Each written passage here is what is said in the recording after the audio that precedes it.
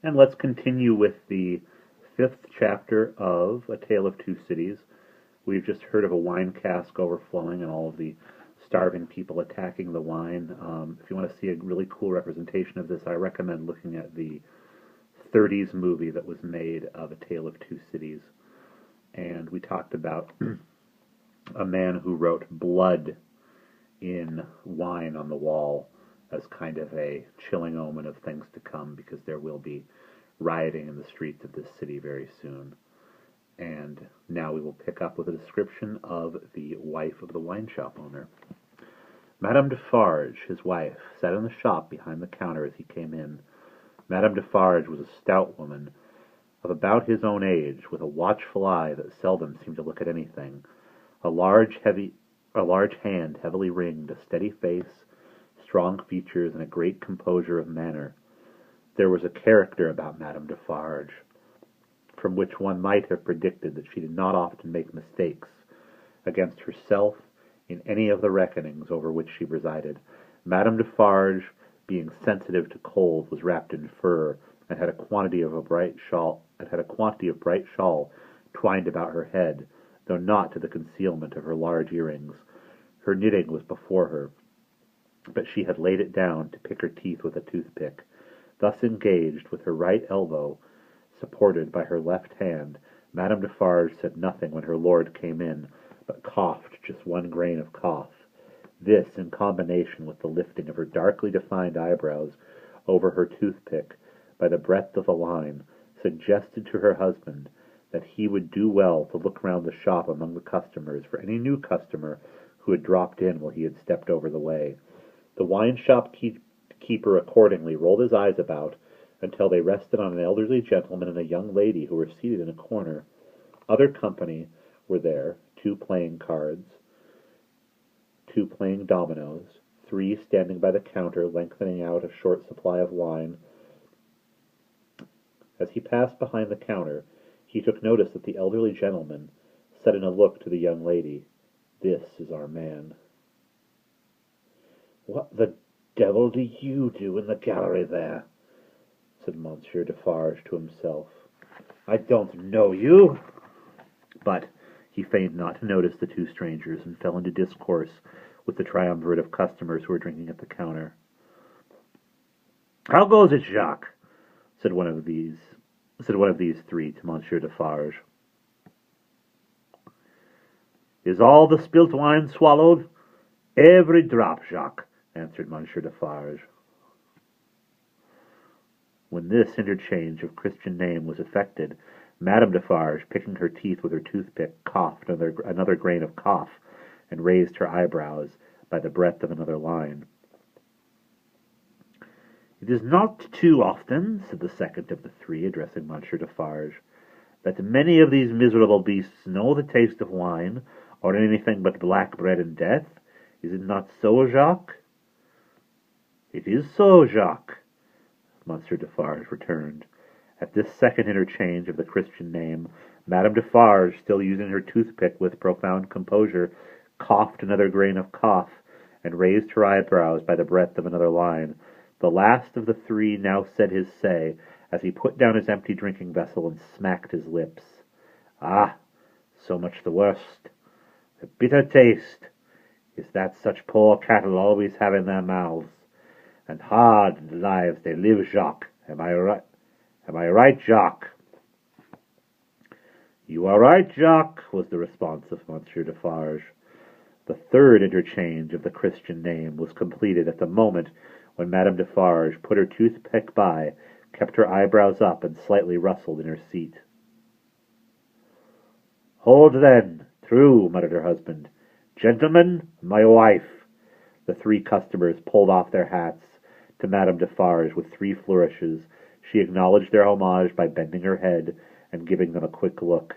Then she glanced in a casual manner round the wine-shop, took up her knitting with great apparent calmness and repose of spirit, and became absorbed by it. "Gentlemen," said her husband, who had kept his bright eye observantly upon her, "good day. The chamber, furnished bachelor fashion, that you wished to see, and were inquiring for when I stepped out, Ah, so he was talking, sorry. Good day. The chamber, furnished bachelor fashion, which you wished to see and were inquiring for when I stepped out, is on the 5th floor. The doorway of the staircase gives on the little courtyard close to the left here, pointing with his hand, near to the window of my establishment. But now that I remember, one of you has already been there and can show the way. Gentlemen, adieu. They paid for their wine and left the place. The eyes of Monsieur Defarge were studying his wife at her knitting, when the elderly gentleman advanced from his corner and begged the favour of word. "Willingly, sir," Monsieur Defarge, said Monsieur Defarge, and quietly stepped with him to the door. Their conference was very short, but very decided. Almost at the first word, Monsieur Defarge started and became deeply attentive. It had not lasted a minute when he nodded and went out. The gentleman then beckoned to the young lady, and they too went out. Madame Defarge knitted with nimble fingers and steady eyebrows, and saw nothing. Mr. Jarvis Lorry and Miss Manette, emerging from the wine shop thus, joined Monsieur Defarge in the doorway to which he had directed his other company just before. It opened from a stinking little black courtyard, and was the general public entrance to a great pile of houses inhabited by a great number of people. In the gloomy tile-paved entry to the gloomy tile-paved staircase, Monsieur Defarge bent down on one knee to the child of his old master, and put her hand to his lips. It was a gentle action, but not at all gently done. A very remarkable transformation had come over him in a few seconds. He had no good humour in his face, nor any openness of aspect left, but he had become a secret, angry, dangerous man. "It is very high. It is very difficult. Better begin slowly." Thus Monsieur Defarge, in a stern voice, to Mr. Lorry as they began descending the stairs. "Is he alone?" the latter whispered. "Alone! God help him who should be with him," said the other, in the same low voice. "Is he always alone, then?" "Yes, of his own desire, of his own necessity, as he was when I first saw him, after they found me and demanded to know if I would take him, and, at my peril, be discreet, as he was then, so he is now. Is he greatly changed?" "Changed!" The keeper of the wine shop stopped to strike the wall with his hand, and mutter a tremendous curse. No direct answer could have been half so forcible. Mr. Lorry's spirits grew heavier and heavier, as he and his two companions ascended higher and higher. Such a staircase, with its accessories, in the older and more crowded part of Paris, would be bad enough now, but at that time it was vile indeed to unaccustomed and unhardened senses. Every little habitation within the great foul nest of one high building, that is to say, the room or rooms within every door that opened on the general staircase, left its own heap of refuse on its own landing, besides flinging other refuse from its own windows. The uncontrollable and hopeless mass of decomposition so engendered would have polluted the air even if poverty and deprivation had not loaded it with their intangible impurities. The two bad sources combined made it almost insupportable. Through such an atmosphere, by steep dark shaft of dirt and poison, the way lay. Yielding to his own disturbance of mind, and to his young companion's agitation, which became greater every instant, Mr. Jarvis Lorry twice stopped to rest. Each of these stoppages was made at a doleful grating, by which any languishing good airs that were left uncorrupted seemed to escape, and all spoilt and sickly vapours seemed to crawl in. Through the rusted bars, tastes rather than glimpses were caught of the jumbled neighbourhood, and nothing within range, nearer or lower than the summits of the two great towers of Notre Dame, had any promise on it of healthy life or wholesome aspirations. At last, the top of the staircase was gained, and they stopped for the third time. There was yet an upper staircase of a steeper inclination and of contracted dimensions to be ascended before the garret story was reached.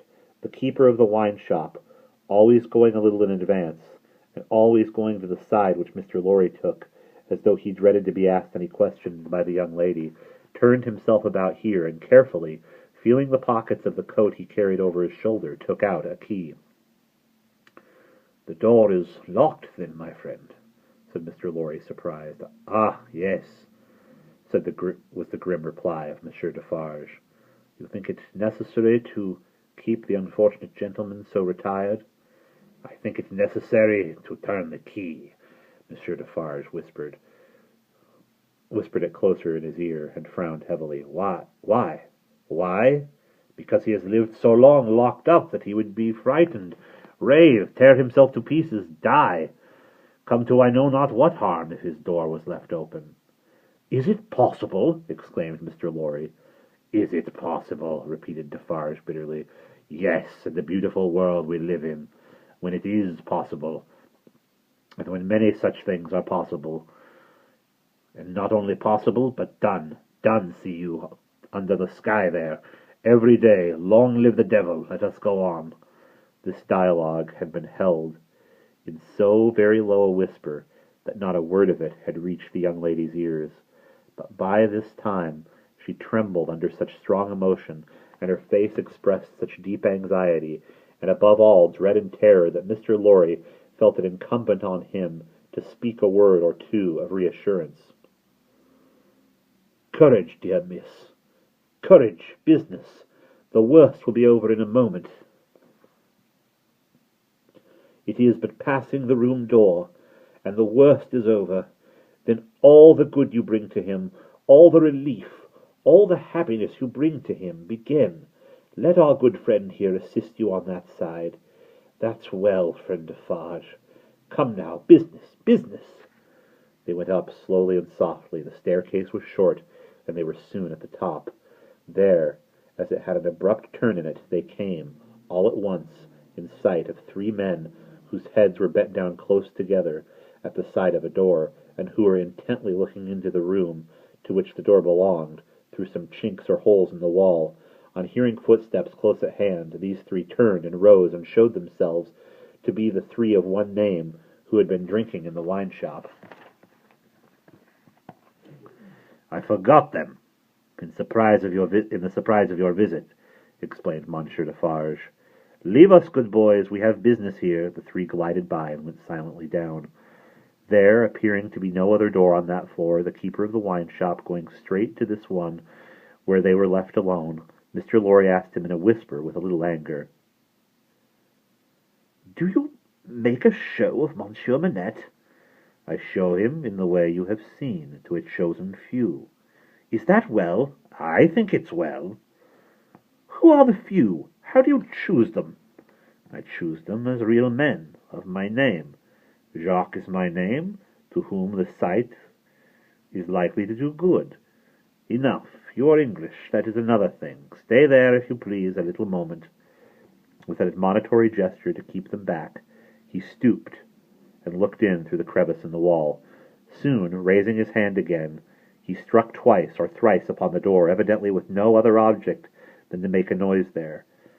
With the same intention, he drew the key across it 3 or 4 times before he put it clumsily into the lock, and turned it as heavily as he could. The door slowly opened inward under his hand, and he looked into the room and said something. A faint voice answered something. Little more than a slight syllable could have been spoken on either side, and there we will pause.